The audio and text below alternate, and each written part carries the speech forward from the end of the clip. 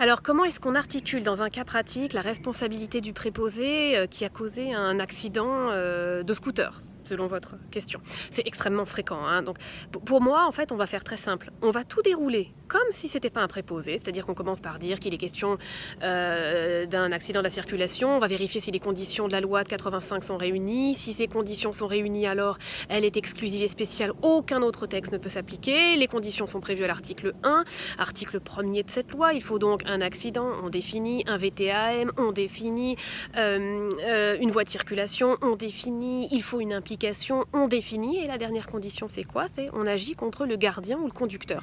Et c'est là, en fait, c'est tout simplement là que vous terminez en disant, voilà, ici le préposé est conducteur, mais le préposé bénéficie d'une immunité, il y a une incompatibilité entre la qualité de préposé et la qualité de gardien, donc on ira chercher le commettant en qualité de gardien, parce que là le préposé est dans le cadre de ses fonctions, vous citez Coste d'autres, voilà, c'est à ce moment-là en fait, c'est au moment où vous cherchez qui sera responsable que vous faites votre petit laïus sur le fait que le préposé bénéficie d'une immunité, et ensuite vous dites que du coup c'est le commettant qui est responsable, et puis ensuite vous envisagez les causes d'exonération, voilà, tout simplement. Donc en fait pour moi on fait défiler les conditions de la loi totalement normalement, et quand on arrive sur la partie du gardien ou du conducteur qui est responsable, c'est là qu'on fait tout le petit laïus sur le fait que ça peut pas être le préposé, le gardien c'est le commettant et c'est lui qui est responsable parce que le préposé lui bénéficie d'une immunité.